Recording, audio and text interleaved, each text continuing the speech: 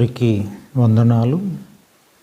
వాక్యం చదువుకుందాం. యోహాను సువార్త 3వ అధ్యాయం. యూదుల అధికారి అయిన నికోదేమును పరిసయ్యుడొకడుండెను. అతడు రాత్రియందు ఆయన యొద్దకు వచ్చి, బోధకుడా, నీవు దేవుని యొద్ద నుండి వచ్చిన బోధకుడవని మేమెరుగుదుము. దేవుడతనికి తోడయుంటేనే గాని నీవు చేయుచున్న సూచక క్రియలు ఎవడునూ చేయలేడని ఆయనతో చెప్పెను. అందుకు యేసు అతనితో, ఒకడు క్రొత్తగా జన్మించితేనే గాని అతడు దేవుని రాజ్యమును చూడలేడని నీతో నిశ్చయముగా చెప్పుచున్నానెను. అందుకు నికోదేము, ముసలివాడైన మనుషుడెలాగు జన్మింపగలడు? రెండవ మారు తల్లి గర్భమందు ప్రవేశించి జన్మింపగలడా అని ఆయనను అడుగగా, యేసు ఇట్లనెను, ఒకడు నీటి మూలముగాను ఆత్మ మూలముగాను జన్మించితేనే గాని దేవుని రాజ్యములో ప్రవేశింపలేడని నీతో నిశ్చయముగా చెప్పుచున్నాను. శరీర మూలముగా జన్మించింది శరీరమును, ఆత్మ మూలముగా జన్మించినది ఆత్మనై ఉన్నది. మీరు క్రొత్తగా జన్మింపవలెనని నేను మీతో చెప్పినందుకు ఆశ్చర్యపడవద్దు. గాలి తనకిష్టమైన చోటున విసరును, నీవు దాని శబ్దమును విందువే గాని అది ఎక్కడ నుండి వచ్చునో ఎక్కడికి పోవునో నీకు తెలియదు. ఆత్మమూలముగా జన్మించు ప్రతివాడును అలాగే ఉన్నాడనెను. అందుకు నికోదేము, ఈ సంగతులు ఎలాగు సాధ్యములని ఆయనను అడుగగా, యేసు ఇట్లనెను, నీవు ఇశ్రాయేలుకు బోధకుడవైయుండి వీటిని ఎరుగవా? మేము ఎరిగిన సంగతియే చెప్పుచున్నాము, చూచిన దానికే సాక్ష్యమిచ్చుచున్నాము. మా సాక్ష్యము మీరు అంగీకరింపరని మీతో నిశ్చయముగా చెప్పుచున్నాను. భూసంబంధమైన సంగతులు నేను మీతో చెప్పితే మీరు నమ్మకున్నప్పుడు పరలోక సంబంధమైనవి మీతో చెప్పిన ఎడల ఎలాగు నమ్ముదురు? మరియు పరలోకము నుండి దిగివచ్చిన వాడే, అనగా పరలోకములో ఉండు మనుష్య కుమారుడే తప్ప పరలోకము నుండి ఎక్కిపోయిన వాడెవడునూ లేడు. అరణ్యములో మోషే సర్పమును ఎలాగు ఎత్తెనో అలాగే విశ్వాసముంచు ప్రతివాడు నశింపక ఆయన ద్వారా నిత్యజీవము పొందునట్లు మనుష్య కుమారుడు ఎత్తబడవలెను. దేవుడు లోకమునెంతో ప్రేమించెను కాగా ఆయన తన అద్వితీయ కుమారునిగా పుట్టిన వాని యందు విశ్వాసముంచు ప్రతివాడును నశింపక నిత్యజీవము పొందునట్లు ఆయనను అనుగ్రహించెను. లోకము తన కుమారుని ద్వారా రక్షణ పొందుటకే గాని లోకమునకు తీర్పు తీర్చుటకు దేవుడాయనను లోకములోనికి పంపలేదు. ఆయన యందు విశ్వాసముంచు వారికి తీర్పు తీర్చబడదు.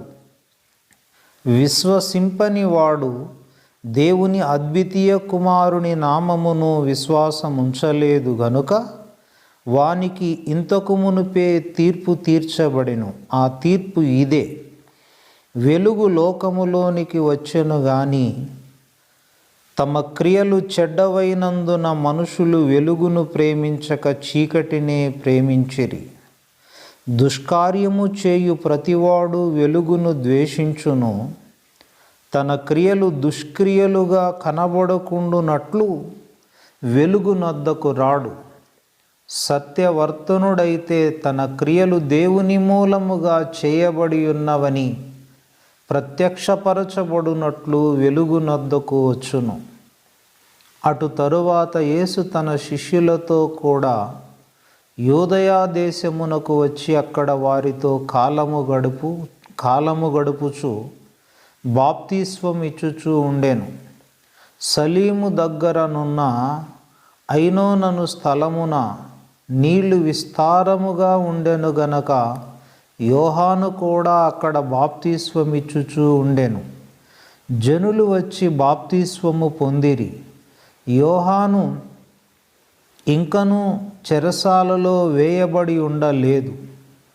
శుద్ధీకరణ ఆచారమును గూర్చి యోహాను శిష్యులకు ఒక యూదునితో వివాదము పుట్టెను గనుక వారు యోహాను నద్దకు వచ్చి, బోధకుడా, ఎవడు యోర్దానుకును అవతల నీటితో కూడా ఉండెనో నీవెవని గూర్చి సాక్ష్యమిచ్చితివో, ఇదిగో ఆయన బాప్తిస్వమిచ్చుచున్నాడు, అందరూ ఆయన యొద్దకు వచ్చుచున్నారని అతనితో చెప్పిరి. అందుకు యోహాను ఇట్లనెను, తనకు పరలోకము నుండి అనుగ్రహింపబడితేనే గాని ఎవడునూ ఏదియూ పొందనేరడు.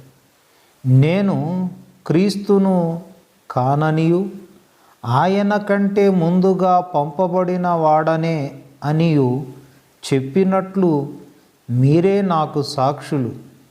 పెండ్లి కుమార్తె గలవాడు పెండ్లి కుమారుడు అయితే నిలబడి పెండ్లి కుమారుని స్వరము వినడి స్నేహితుడు ఆ పెండ్లి కుమారుని స్వరము విని మిక్కిలి సంతోషించును. ఈ నా సంతోషము పరిపూర్ణమై ఉన్నది. ఆయన హెచ్చవలసి ఉన్నది, నేను తగ్గవలసి ఉన్నది. పైనుండి వచ్చువాడు అందరికీ పైనున్నవాడు, భూమి నుండి వచ్చువాడు భూసంబంధి అయి భూసంబంధమైన సంగతులను గురించి మాటలాడును. పరలోకము నుండి వచ్చువాడు అందరికీ పైగా నుండి తాను కన్నవాటిని గూర్చియు విన్నవాటిని గూర్చియు సాక్ష్యమిచ్చును.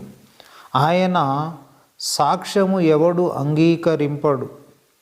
ఆయన సాక్ష్యము అంగీకరించిన వాడు దేవుడు సత్యవంతుడని మాటకు ముద్ర వేసి ఉన్నాడు.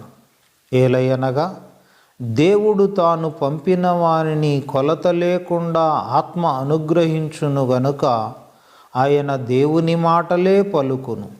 తండ్రి కుమారుని ప్రేమించుచున్నాడు గనక ఆయన చేతికి సమస్తమును అప్పగించి ఉన్నాడు. కుమారుని యందు విశ్వాసముంచువాడే నిత్య జీవము కలవాడు. కుమారునికి విధేయుడు కానివాడు జీవము చూడడు గాని దేవుని ఉగ్రత వాని మీద నిలిచి ఉండును. ఆమెన్.